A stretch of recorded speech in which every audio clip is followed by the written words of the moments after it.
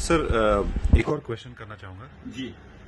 Sir इतने सारे Ayurvedic doctors हैं दुनिया में, और दुनिया में बोल रहा हूँ, इंडिया में भी है, हर जगह है, और लोग लोग फिर भी बीमार है।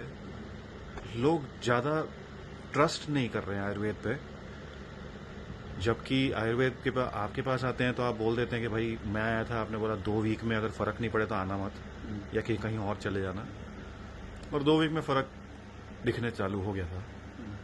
तो सर ये ऐसा क्यों है कि इतने सारे आयुर्वेदिक डॉक्टर्स हैं और लोग फिर भी एलोपैथी के पास ही जाते हैं, लोग फिर भी वहीं जाते हैं, और लोग फिर भी इतने बीमार भी पड़ रहे हैं? तो सर ये एक छोटा सा क्वेश्चन था सर। आपका क्वेश्चन है, बहुत अच्छा है क्वेश्चन। ये क्वेश्चन मेरे भी दिमाग में बहुत दफा आया और मैंने कुछ अपनी वीडियोस में ये पहले इस बात की चर्चा भी की है कि आयुर्वेद वालों को भी मैंने कहने की कोशिश की है, जितनी मेरी समझ है समझाने की कोशिश की है।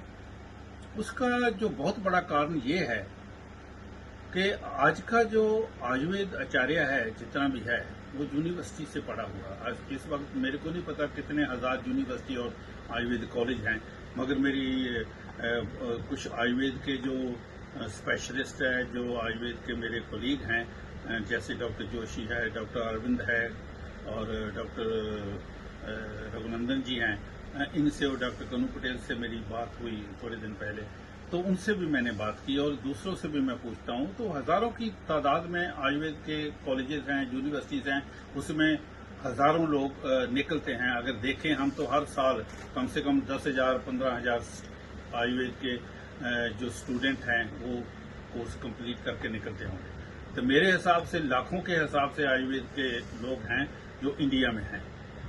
वो क्यों नहीं आए, ये क्वेश्चन बहुत अच्छा आपने किया। उसका रीजन और कोई नहीं है। उसका रीजन यह है कि वो वहां जो सीखते हैं, प्रैक्टिकल भी सिखाते हैं उनको, मैंने पता किया, मगर वो प्रैक्टिकल इतना नहीं कर सकते कि उनका एक्सपीरियंस इतना बढ़ जाए। कॉन्फिडेंस तभी आता है जब उसका आपका प्रैक्टिकल एक्सपीरियंस भी हो। थ्योरिकली उन्होंने बहुत अच्छा कर दिया, हर स्टूडेंट जो वहां से निकलता है थ्योरिकली बिल्कुल सीख जाता है, मगर प्रैक्टिकली वो सीखता नहीं है। ज्यादा प्रैक्टिकली उनको चांस नहीं मिलता सीखने का, उसकी वजह से उनको कॉन्फिडेंस नहीं बनता। कॉन्फिडेंस ना बढ़ने की वजह से तो वो कंफ्यूज हो जाते हैं। तो पेशेंट को डायग्नोज करने के लिए एक्सपीरियंस होना बहुत जरूरी है, कॉन्फिडेंस होना भी बहुत जरूरी है वैद्य को कि मैं हाँ ये काम मैं जानता हूं। जब वो कंफ्यूज होते हैं तो खुद ही एकदम डिसीजन नहीं ले सकते। पेशेंट हमारे पास 15-20 आधे घंटे के लिए 1 घंटे के लिए होता है, जिसको हम चेक करना है, उसको डायग्नोज करने का मेडिसिन दे दी। एक दफा मेडिसिन जो दे दी, पेशेंट उसी को रिलाई करता है। मगर अगर हम सही तरह से डायग्नोज करना शुरू करते हैं, जो कि कमी मेरे को यहां लगती है डायग्नोज करने की, और दूसरी है कि उनको मेडिसिन जो है वो फार्मास्यूटिकल कंपनियों के ऊपर रिलाई करते हैं, उनको कस्टम मेड मेडिसिन नहीं आती। आयुर्वेद का जो सिस्टम है, वो प्रावधान है, वो मेन यही है कि वात पित्त कफ की प्रकृति को पहचान कर, आदमी की एज को पहचान कर पेशेंट की, उसके मुताबिक उसको दवाई दी जाए। अगर वो नहीं हम करते, सभी चीजों को हम साथ में नहीं लेकर चलते, तो किसी का भी ट्रीटमेंट होना बहुत मुश्किल है।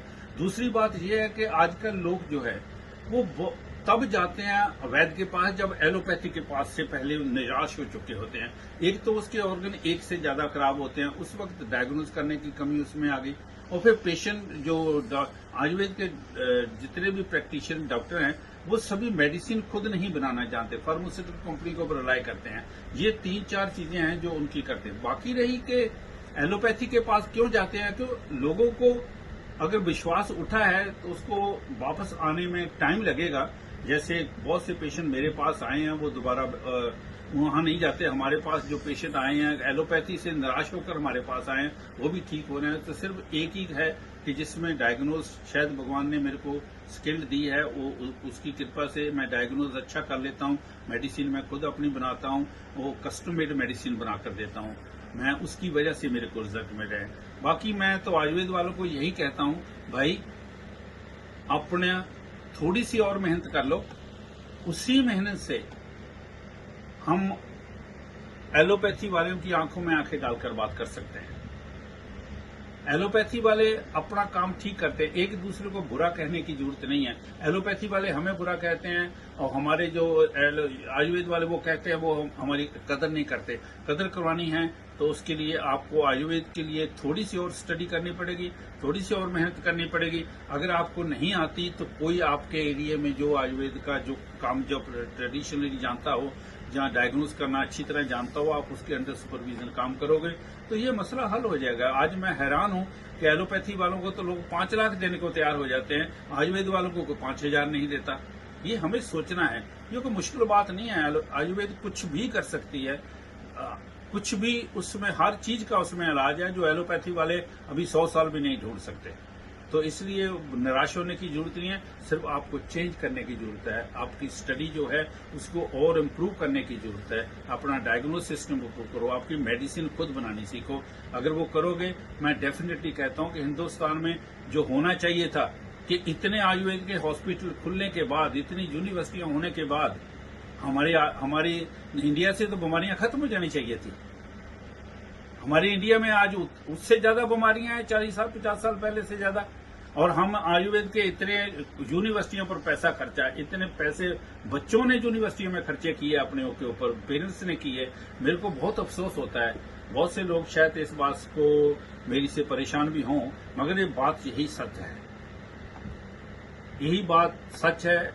इस बात को अगर आप समझ जाएंगे तो हम आयुर्वेद को लोगों की सेवा भी कर सकते हैं, खुद भी आप बड़ी अच्छी इज्जत से रह सकते हैं। इज्जत से आपका काम चल सकता है और आपको शान शौकत के साथ आप अपना काम कर सकते हैं। और आयुर्वेद का जो गरीब आदमी है वो भी आयुर्वेद से फायदा उठा सकता है। तो इतनी हो सकता है आपको ये वीडियो अच्छी लगे। अगर अच्छी लगती है तो आगे इसको स्प्रेड कीजिए, आगे लोगों को भी पहुंचाइए। और आयुर्वेद सुनने वाले जो हैं, थोड़ा सा आपके ऊपर और मेहनत कीजिए मेरे भाई। और आपको आयुर्वेद बहुत महान है, बहुत ग्रेट है, इसमें बहुत कुछ है, वो आप सभी आपको पता चल जाएगा। थैंक नमस्कार, सत श्री अकाल। You sir, thank you.